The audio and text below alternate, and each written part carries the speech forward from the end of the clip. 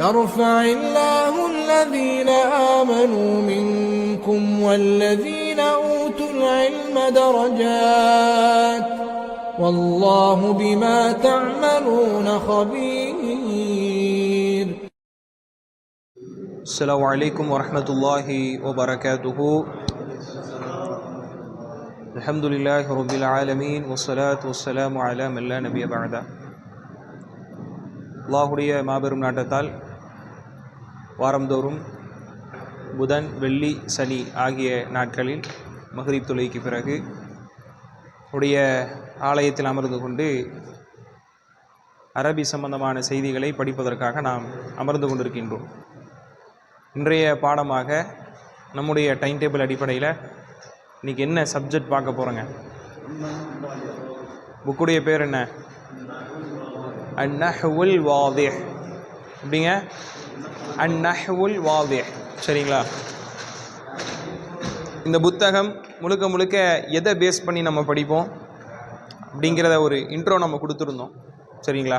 ஒரு புத்தகமும் படிப்பதன் மூலமாக நமக்கு கிடைக்கக்கூடிய மன்ஃபஅத் என்ன அப்படிங்கிறத நம்ம பார்த்தோம். சரிங்களா? இப்போ அந்த அடிப்படையில் இன்ஷா அல்லாஹ் இன்றைக்கு இந்த புத்தகத்தை நம்ம பார்க்க இருக்கிறோம். இது முழுக்க முழுக்க அரபு இலக்கணம். சரிங்களா? இந்த அரபு இலக்கணத்தில் இஸ்முகளை பற்றி, இதனுடைய இறுதி ஏராபுகள் என்னென்ன கொடுக்கணும், அது சம்மந்தமாக நம்ம படிப்போம். முஹம்மதுன் சொல்லணுமா, முஹம்மதின் சொல்லணுமா, முஹம்மதன் சொல்லணுமா அப்படிங்கிற ஒரு வார்த்தையுடைய இறுதி ஏராபுகள் இறுதியில் குறியீடு வரும் பார்த்தீங்களா? ஒரு வார்த்தையில் இறுதி குறியீடு எப்படி போடணுங்கிற சம்பந்தமான ஒரு கலை இதில் மிக முக்கியமாக நம்ம பார்க்க போகிறோம். சரிங்களா? அப்போது இறுதியாக புத்தகம் யார்கிட்ட இல்லைன்னு சொன்னால் இன்ஷால்லா பக்கத்தில் பார்த்துக்கோங்க, பக்கத்தில் காண்பீங்க. இன்றைக்கி நம்ம பார்க்க போகிறதுக்கு உண்டான பாடம் 9வது பக்கத்தில் அல் ஜும்லத்துல் முஃபீதான்னு சொல்லி இறுதியாக அந்த லெசனை நம்ம பார்த்தோம். அல் ஜும்லத்துல் முஃபீதா 9ஆம் நம்பர் பேஜ் எடுத்துக்கோங்க. அல் ஜும்லத்துல் முஃபீதா, பயனுள்ள வாக்கியம்னு சொல்லியிருந்தோம். 9வது பேஜ் எடுத்துட்டீங்களா? எப்படி இருக்குதா? இதோடைய பேஸ், இதோடைய லெசனுடைய முறையை நான் சொல்லிடுறேன். இதான் ஹெட்டிங். சரிங்களா? இதுதான் அல் ஜும்லத்துல் முஃபீதாங்கிறது தான் ஹெட்டிங். அது உண்டான அர்த்தம் என்னங்க? பயனுள்ள வாக்கியம். அது எப்போ பயனுள்ள வாக்கியமாக தரும் அப்படிங்கிற உண்டான விதியை பின்னாடி சொல்கிறாங்க. சரி, எடுத்தடுப்பில் என்ன போட்டாங்க? அல் ஜும்லத்துல் முஃபீதான்னு சொல்லிட்டு கீழே அம்சிலத்துன். எப்படிங்க? அது கீழே நீங்கள் பார்த்தீங்கன்னா அம்சிலத்துன் இம்சீலத்துன் ஏராபில் போடலை. அந்த ஏராபு கலையை படிக்கிறதுக்கு இந்த புத்தகம் நம்ம படிக்க போகிறோம். சரிங்களா? அல் அம்சிலத்து அப்படின்னு சொன்னால் உதாரணங்கள். எப்படி? எக்ஸாம்பிள்ஸ். ஒரு லெசன் கொடுக்குறாங்க, அந்த லெசனுடைய எக்ஸாம்பிள்ஸ் சொல்கிறாங்க. எடுத்தடுப்பில் எக்ஸாம்பிள்ஸ் நம்ம படித்தோம்னு சொன்னோம்னா நமக்கு அந்த லெசன் புரியாது. அந்த விதியை நம்ம படிச்சுட்டு அந்த எக்ஸாம்பிள்ஸை நம்ம படிக்கும்பொழுது, உதாரணங்கள் படிக்கணும், நம்ம புரியும். சரிங்களா? இப்போ அப்படி இந்த பேஜை டேர்ன் பண்ணுங்க. சரிங்களா? 10ஆம் நம்பர் பேஜ் 10. சரிங்களா? அதில் இதையெல்லாம் நம்ம படிக்க போகிறது. கீழே பாக்ஸ் மாதிரி போட்டிருக்காங்களா? அந்த பாக்ஸில் அல் கவாயிதுன்னு எழுதியிருக்காங்களா? அல் கவாயிது அந்த பாக்ஸுக்கு மேலே சின்னதா இந்த வார்த்தை நீங்கள் எல்லா லெசன்லையும் நீங்கள் படிப்பீங்க. இப்போ நான் குறிப்பிட்டு சொல்லக்கூடிய வார்த்தைகள் எல்லாமே தொடர்ந்து எல்லா லெசன்லையும் வரும். காமனான வேர்டு. சரிங்களா? அல் கவாயித் அப்படின்னு சொன்னால் விதி அண்ட் ரூல்ஸ். சரிங்களா? அல் ஜும்லத்துல் முஃபீதாவுடைய வரை விளக்கணம் என்ன, அதோடைய விதி என்ன, வரை விளக்கம் விதி என்ன அப்படின்னு சொல்லக்கூடியது தான் அல் கவாயித். அதோடைய கவாயிதை நம்ம பார்க்க போறோம். சரிங்களா? அவங்க சொன்ன மாதிரி அத்தர்கீப், இணைப்பு, அல்லதி யுஃபீது ஃபாயிதத்தன் தாமத்தன், அது ஒரு பயனுள்ள நல்ல ஒரு முழுமையான அர்த்தத்தை தரக்கூடிய இணைப்பு. சரிங்களா? இணைப்புனா இரு வார்த்தைகள் இணையணும், அப்போதான் ஒரு பயனுள்ள வாக்கியம் தரும். சரிங்களா? யுசம் அதுக்குத்தான் சொல்லப்படும் ஜும்லத்துன் முஃபீதா. வயுசம் இதன் மேலும் சொல்லப்படும் கலாமன், பேச்சு என்றும் சொல்லப்படும். சரிங்களா? இதுவரையும் புரிஞ்சுதா? இப்போ பேஜ் டேர்ன் பண்ணுங்க. முன்னாடி 9. சரிங்களா? இப்போ 10லேருந்து இப்போ முன்னாடி போகிறீங்க, எக்ஸாம்பிள்ஸ்க்கு போகிறீங்க. இப்போ பாருங்க, 1ன்னு போட்டிருக்குங்களா? அரபி பொறுத்தளவில் என்ன பண்ணணுங்க? இப்படி தான் பார்க்கணும். 1ன்னு போட்டிருக்கா? அதில் ஃபர்ஸ்ட் என்ன போட்டிருக்கு? அல் புஸ்தானு ஜமீலுன், ஜமீலுன் புஸ்தானு சொல்லக்கூடாது, அல் புஸ்தானு ஜமீலுன். சரிங்களா? இப்போ அல் புஸ்தானு ஜமீலுன்னு சொல்லி நம்ம லாஸ்ட் வகுப்புல அதுக்குண்டான அர்த்தத்தை நம்ம சொன்னோம். உங்களை யார் சொல்லுவா? சொல்லுங்க சொன்னோம். ஓகே, வேற வேற அழகிய தோட்டம். ஓகே, அதாவது அழகிய தோட்டம் ஓகே தான். இன்னும் நம்ம அர்த்தத்தை அழகா சொன்னாங்கன்னா அந்த தோட்டம் அழகாக இருக்கிறது, இந்த சென்டென்ஸ் அழகாக இருக்கிறது. சரிங்களா? அந்த தோட்டம் அழகாக இருக்கிறது. என்னன்னா நம்ம அதோடைய தன்மையை ஃபர்ஸ்டா விவரிச்சுட்டு ரெண்டாவது அதை எதை முன்னிலைப்படுத்தணும் அதை நம்ம பின்னாடி கொண்டு போயிட்டோம். தோட்டம் தான் இப்போ ஹீரோ. சரிங்களா? அந்த தோட்டம் அழகாக இருக்கிறது. சரிங்களா? அப்போ யாரை நம்ம வர்ணிக்கிறோமோ அவங்கள தான் முன்னிலைப்படுத்தணும். அதை பத்திலாம் நம்ம படிப்போம். அப்ப அல் புஸ்தானு ஜமீலுன். சரிங்களா?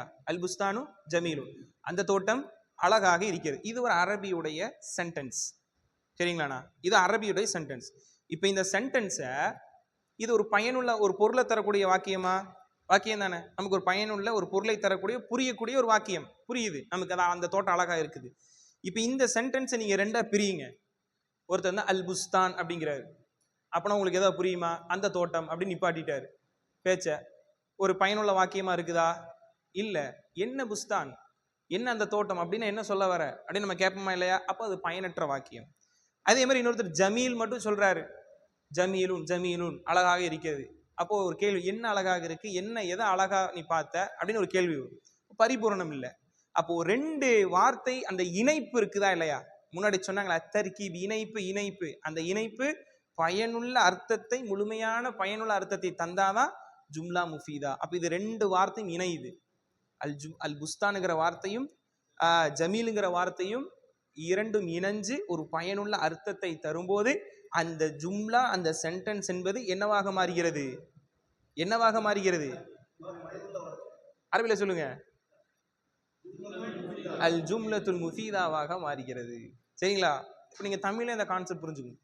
எப்போது ஒரு பயனுள்ள வாக்கியமாக மாறும் அப்படின்னு சொன்னா, இரண்டு இணைப்பு பயனுள்ள அர்த்தத்தை தரும் என்றால் அது என்னதுங்க? அதுதான் பயனுள்ள வாக்கியம். அதற்கு அல் ஜும்லத்துல் முஃபீதா. இதுவரையும் நம்ம லாஸ்ட் கிளாஸ் வரையும் பேசி போட்டுட்டோம்.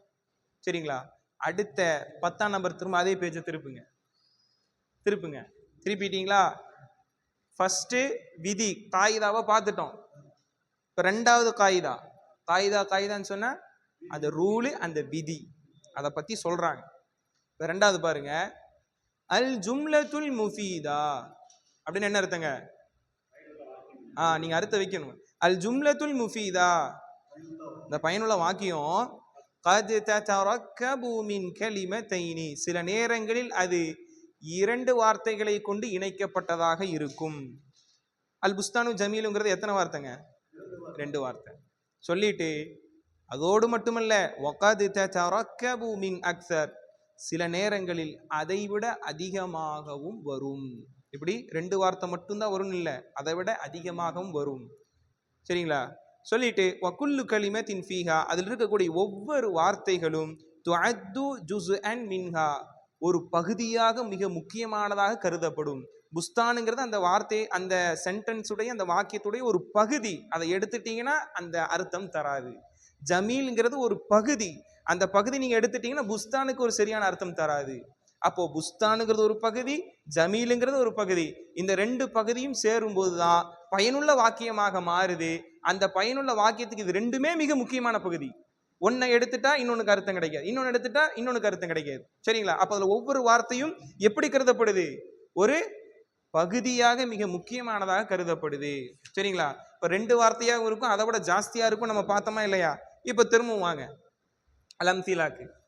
இப்ப பாருங்க, ரெண்டாவது உதாரணம். ஃபர்ஸ்ட்டுக்கு கீழே அஷ்ஷம்சு தாலிஅத்துன் அப்படின்னா சூரியன் உதிக்கக்கூடியது. சரிங்களா? சூரியன் உதிக்கக்கூடியது. மூன்றாவது ஷம்ம அலியுன். இப்ப பாருங்க, ஷம்ம ஒரு வார்த்தை, அலியுன் ஒரு வார்த்தை, வர்ததன் அது ஒரு வார்த்தை. எத்தனை வார்த்தை ஆயிடுச்சுங்க? மூணு வார்த்தை. நம்ம ரெண்டு வார்த்தை தான் பார்த்துட்டு வந்தோம். இப்ப காய்தல சொன்னாங்களா இல்லையா? வகத் ததரக்கபு மின் அக்ஸர், சில நேரங்கள்ல இரண்டை விட அதிகமாக வரும்.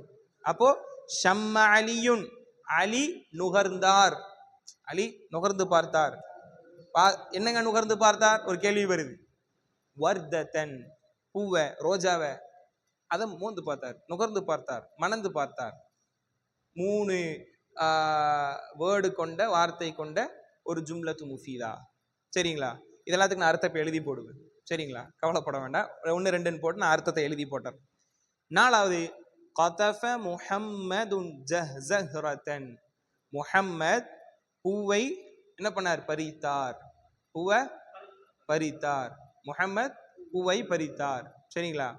5வது, யஈஷு ஸமகு ஃபில் மாஇ, மீன் தண்ணீரில் வாழ்கிறது. யஈஷு வாழ்கிறது, அஸ்ஸமகு மீன், ஃபில் மாஇ தண்ணீரில், தண்ணீரில் மீன் வாழ்கிறது. யக்துரு அந்நகீலு ஃபி மிஸ்ர, யக்துரு அதிகமாக இருக்கிறது, அந்நகீலு பேரித்தம்பழங்கள், ஃபி மிஸ்ர மிஸ்ர் என்கின்ற நாட்டில் பேரித்த பழங்கள் அதிகமாக இருக்கிறது. இது எல்லாமே ஜும்லத்துக்காக. லாஸ்ட் வாக்கியம் பாருங்க, எத்தனை வார்த்தை இருக்கு பாருங்க. யக்துரு அந்நகீல் ஃபி மிஸ்ர், 4 வார்த்தை இருக்கு. அப்போ இது ஒரு பயனுள்ள வாக்கியம். ஜஸ்ட் ஒரு எக்ஸாம்பிளா நமக்கு சொல்றாங்க. சரிங்களா? அப்ப இன்னைக்கு நம்ம வகுப்புல முழுக்க பார்த்த கான்செப்ட் என்ன அப்படின்னு சொன்னா, பயனுள்ள வாக்கியம், அல் ஜும்லத்துல் முஃபீதா. பயனுள்ள வாக்கியத்துக்கு அரபியில் என்ன? அல் ஜும்லத்துல் முஃபீதா. அல் ஜும்லத்து முஃபீதாங்கிறதுக்கு நீங்க தமிழ்ல எப்படி நீங்க ஒரு வரைவிலக்கணம் சொன்ன அப்படின்னு சொன்னா, இணைப்பு. அந்த இணைப்பு என்பது பயனுள்ள முழுமையான அர்த்தத்தை தரக்கூடிய இணைப்பாக இருக்கும் என்றால் அதுதான் ஜும்லத்துல் முஃபீதா, பயனுள்ள வாக்கியம். அந்த பயனுள்ள வாக்கியம் சில நேரங்களில் 2 வார்த்தைகளை கொண்டதாகவும் இருக்கும், அதை விட அதிகமானதாக இருக்கும். அதில் ஒவ்வொரு வார்த்தையும் என்னது ஒவ்வொன்றும் ஒரு பகுதியாக கருதப்படும். இது அப்படியே நீங்கள் உள்வாங்கி நீங்கள் வீடியோக்கள் பார்த்து கூட இன்ஷா அல்லாஹ் அனலைஸ் பண்ணி எழுதலாம். இப்போ சரிங்களா? ஒவ்வொரு உதாரணத்துக்கும் நான் என்ன பண்ணிடுறேன், தமிழ் எழுதிடுறேன். அது இன்ஷா அல்லாஹ் நீங்கள் என்ன பண்ணிடுங்க, காப்பி பண்ணிக்கோங்க. பார்த்தீங்க அப்படின்னு சொன்னால், நம்ம படித்த அல்-அம்சிலா உதாரணங்கள்ல இருக்கக்கூடிய வார்த்தைகள் மட்டும் நம்ம எழுதியிருக்கிறோம். இப்போ நீங்கள் பார்க்கலாம், என்னடா இவ்வளோ வார்த்தைகள் இருக்குது, 13 வார்த்தை, எவ்வளோ வார்த்தை இருக்குது அப்படின்னு நம்ம நினைக்கலாம். ஆனால் ஒரு வார்த்தையாக இன்ஷா அல்லாஹ் நம்ம மனப்பாடம் பண்ணணும். எல்லாமே பாருங்க, ஜமீல், ஒரு விஷயத்தை பார்க்குறீங்க, நல்லா எழுதுறான், நல்லா படிக்கிறான் அப்படின்னா ஜமீல் அப்படின்னு நீங்கள் சொல்லலாம். அதை கூட நீங்கள் பேசுறதுக்கு பயன்படுத்தலாம். ஷம்ஸ்னா என்ன? நம்ம தினம்தோறும் பார்க்கக்கூடிய சூரியன். பாலியத்துன உதிக்கக்கூடியது. ஷம்மன நுகர்ந்தான். வர்தத்துன் பூ. கத்தஃப வெட்டினான், பறித்தான் அல்லது பறித்தார்.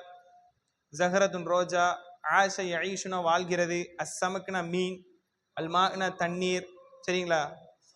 இப்படியான விஷயங்கள் ஒரு வார்த்தைகளை நீங்கள் என்ன பண்ணிக்கோங்க, மனம் செஞ்சுக்கோங்க.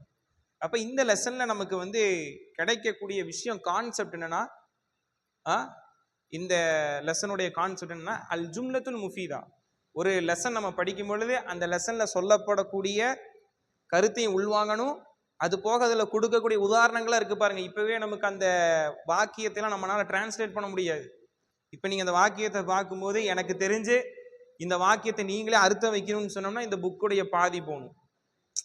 இந்த புக்குடைய பாதி போகணும். ஏன்னா இதே ஃபாயில் இருக்கு, ஃபெயில் இருக்கு, மஃபூல் இருக்கு, இப்படியான சட்டங்கள் இருக்கு. சரிங்களா? அதனால நீங்க அந்த அளவுக்கு எனக்கு இந்த பாடத்தை படிச்சு எனக்கு இதை அர்த்தம் வைக்க முடியலன்னு நினைச்சு என்ன ஆயிட வேண்டாம், நம்பிக்கை இழந்துட வேண்டாம். இந்த புத்தகத்துல இந்த ஃபர்ஸ்ட் லெசனுடைய உதாரணத்தை நீங்க அர்த்தம் வைக்கணும்னா ஒரு பாதியாவது போகணும். சரிங்களா? இதுதான் உதாரணத்தை கொடுக்குறாங்க. நம்ம கான்செப்ட் இப்போ நம்ம இருக்கக்கூடிய நிலையில நமக்கு ஒவ்வொரு வார்த்தைக்கு அர்த்தம் எனக்கு தெரியுதான்னு மட்டும் பார்க்கணும். அந்த வார்த்தைகள் நம்ம எடுத்து மனப்பாடம் பண்ணணும். இப்போ எப்படி மனப்பாடம் பண்றது? ஒவ்வொரு வார்த்தையும் 5 முறை நம்ம சொல்லி பார்க்கணும். சொல்லிட்டு அதை பார்க்காம சொல்லி பார்க்கணும். ஒரு வார்த்தை மனப்பாடம் பண்றீங்க, அது ஒரு முறை இருக்கு. அல் புஸ்தான் தோட்டம். அல் புஸ்தான் பார்த்து 5 டைம் சொல்லுங்க. 6 டைம் அல் புஸ்தான் தோட்டம். அடுத்து ஜமீல் அழகானது, அது ஒரு 5 டைம் சொல்லுங்க. அதுக்கப்புறம் பார்க்காம ஜமீல். திரும்ப முன்னாடி அல் புஸ்தான் ஜமீல் பார்த்துட்டு 2 டைம் சொல்லி திரும்ப கை வச்சு மறைச்சு. இப்படி கொஞ்சம் டைம் எடுக்கணும். எடுத்து ஒவ்வொன்றா பிக்கப் பண்ண தான் இன்ஷா அல்லாஹ் உங்களால் அது என்ன பண்ண முடியும், ஃபுல்லாக கவர் பண்ண முடியும். மெதுவாக தான் இன்ஷா அல்லாஹ் போக போகிறோம். இனி இந்த பாடம் உங்களுக்கு எப்போ தான் வரப்போகுது? அடுத்த வாரம் தான் வரப்போகுது இன்ஷா அல்லாஹ். சரிங்களா? ஏதும் சந்தேகம் இருந்தாலும் இன்ஷா அல்லாஹ் கேளுங்க. வீடியோ இன்ஷா அல்லாஹ் நம்ம அப்லோட் பண்ணுவோம். சரிங்களா? அதை இன்ஷா அல்லாஹ் பார்த்துக்கோம். இப்போ இந்த காணொலியோட இதோட இது முடிவடைகின்றது. ஆமீன். வாஹிரு தஅவானா அல்ஹம்துலில்லாஹி ரப்பில் ஆலமீன். அஸ்ஸலாமு அலைக்கும் வரஹ்மத்துல்லாஹி வபரகாத்துஹு.